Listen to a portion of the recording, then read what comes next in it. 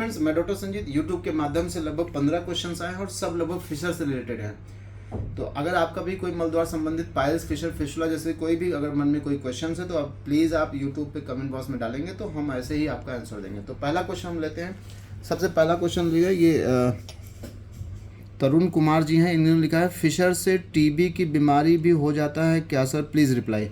तो पहला क्वेश्चन का आंसर है सर, फिशर से टीबी नहीं होता है, ट्यूबरकुलर अगर मान लेते हैं हमें जैसे टीबी है तो टीबी दो प्रकार की होती है, एक होता है पल्मोनरी, एक होता है एक्स्ट्रा पल्मोनरी। पल्मोनरी का मतलब होता है जो फेफड़े में टीबी होती है, और एक होता है कि फेफड़े के अलावा हमारे शरीर में कहीं भी टीबी हो तो उसको एक्स्ट्रा पल्मोनरी टीबी बोलते हैं। गुदा मार्ग के आसपास जो बॉडी के पार्ट होते हैं कई बार उसमें ट्यूबरकुलर इन्फेक्शन हो जाता है। ट्यूबरकुलर इन्फेक्शन से सबसे ज़्यादा जो देखा जाता है वो फिशुला इन एनो देखा जाता है। टीबी की वजह से फिशर थोड़ा बहुत हो सकता है, लेकिन फिशर की वजह से टीबी होना लगभग ना के बराबर है, क्योंकि टीबी के बैक्टीरिया क्या होते हैं, कई बार फेफड़े में अगर टीबी है जिसे हम पल्मोनरी टीबी या प्राइमरी टीबी कहते हैं, जब खांसी आने से, बलगम आने से जब वो पेट में निगल लिया जाता है या ब्लड के थ्रू वहाँ मलद्वार तक पहुँच जाता है या लिम्फेटिक चैनल्स के थ्रू पहुँच जाता है या बॉडी के किसी पार्ट में वहीं, जैसे मान लेते हैं कि लोअर एब्डोमेन में कहीं टीबी है तो लोअर एब्डोमेन का टीबी हो सकता है मलद्वार तक पहुँच जाए, तो ट्यूबरकुलर फिशुला हो सकता है। ट्यूबरकुलर फिशर बहुत रेयर है और फिशर की वजह से तो फिशर की वजह से टीबी होना लगभग ना के बराबर है। दूसरा क्वेश्चन है कि सर कितने दिन में ठीक हो जाता है, तो आपने ये गुदा मार्ग में जलन, अगर फिशर एक्यूट कंडीशन में तो लगभग 15-20 दिन में ठीक हो जाता है। सर ये रबड़ कहाँ मिलता है, इन्होंने लिखा है जीबी, ये स्कूल करके है यूज़र आईडी, तो मैं आपको लिंक नीचे दे देता हूँ, आपको वो मिल जाएगा। जो रबड़ कैथेटर के, जैसे रबड़ कैथेटर जो होता है ये बहुत इंपॉर्टेंट होता है।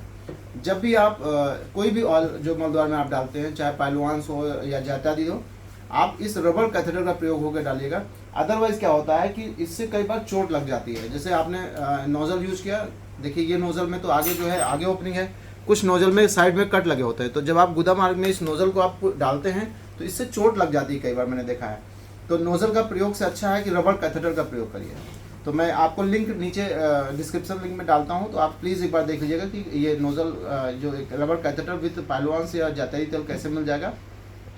या पाइलोमेट.com एक आयुर्वेदिक वो है वेबसाइट है, वहाँ पे आप देख सकते हैं पाइलोमेट.com, वहाँ से भी आप इसको ले सकते हैं। ये बहुत ही इफेक्टिव होता है। इसमें क्या होता है, शरीर में आपने ऑयल भरा और लैट्रिन रास्ते में ऐसे लगाया, ऐसे डाल दिया, तो जब ये ऑयल अंदर जाता है तो हमारी गुदा मार्ग चिपचिपी हो जाती है, वहाँ पे ऑयल की एक लेयर लग जाती है। तो जब हम मल त्याग के लिए बैठेंगे तो हमारा मल जो है वो आसानी से हमारे गुदा मार्ग से पास हो जाएगा, तो ये आपका हो जाएगा। दूसरा क्वेश्चन है, स्टॉप करिए। नेक्स्ट क्वेश्चन है कि ये घुरन कुमार जी हैं, इन्होंने पूछा है फिशर वाला मस्सा कैसे ख़त्म कैसे होता है सर। तो जो फिशर होता है, फिशर में क्या होता है कि मैं आपको एक पिक्चर से समझाता हूँ। फिशर में दो प्रकार के मस्से होते हैं, एक होता है नीचे की तरफ जिसको स्किन टैग कहते हैं, एक होता है गुदा मार्ग के अंदर जिसको हाइपरट्रोफाइड पैपुला कहते हैं। तो यहाँ पे मैं आपको पिक्चर ड्रा करके दिखाता हूँ कि दोनों में अंतर क्या होता है, दोनों के इलाज में क्या क्या प्रिकॉशन लेना चाहिए। जैसे ये हमारा एनल कैनाल है, एनल कैनाल हमारी लगभग 4 सेंटीमीटर की होती है, और जो ये लाइन देख रहे हैं इसको हम बोलते हैं डेंटेट लाइन।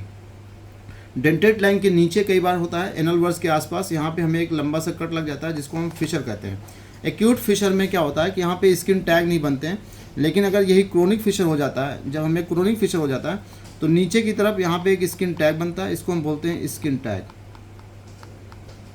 और यही जो आपका फिशर होता है, अगर हम ऊपर की तरफ जाएँ तो ये जो हाइपरट्रोफाइड पैपुला बनते हैं यहाँ पे, जो एनल वॉल्व होती है इसकी वजह से, तो इसको बोलते हैं हम हाइपरट्रोफाइड पैपुला, हाइपरट्रोफाइड पैपुला।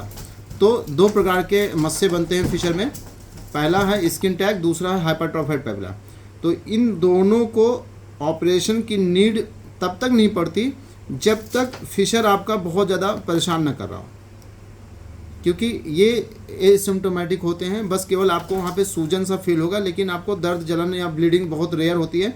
जब फिशर आपका प्रोवोक करेगा, यानी जब फिशर में ज़्यादा समस्या पैदा होगी तब इसमें भी सूजन पैदा हो जाती है। और ये स्किन टैग और इस हाइपरट्रोफाइड पैपुला जो होते हैं वो किसी भी खाने वाली या लगाने वाली दवा से ठीक नहीं होता। इसमें आपको एक सर्जिकल प्रोसीजर को फॉलो करना पड़ता है तो किसी भी एनोरेक्टल सर्जन डॉक्टर से आप मिलकर एक बार इसके ट्रीटमेंट के बारे में समझ लीजिए। इसमें क्या होता है, स्किन टैग को हटा दिया जाता है और जो हाइपरट्रॉफाइड पेपिला होता है उसको भी हटा दिया जाता है। ये 5 से 10 मिनट का प्रोसीजर होता है, बहुत ही आसानी से ये निकल जाता है। उसके बाद जो क्वेश्चन है इन्होंने पूछा है, ये रवि कुमार जी हैं। सर मेरे को फिशर की प्रॉब्लम है, तो लेजर सर्जरी बेस्ट है या ओपन सर्जरी बेस्ट है, प्लीज़ टेल मी। तो देखिए, सर्जरी चाहे लेज़र हो, चाहे ओपन हो, चाहे छारसूत्र हो, सारी सर्जरी बहुत अच्छी होती हैं। बस डिपेंड करता है डॉक्टर टू डॉक्टर पर। आप जिन भी डॉक्टर को आप पसंद करते हैं, जिन भी डॉक्टर को आप दिखाते हैं, अगर आप उनसे सेटिस्फाई हैं तो आप एक बार उनसे इसके ट्रीटमेंट के बारे में, पूरा इसके जो परिणाम और दुष्परिणाम के बारे में समझ लीजिए।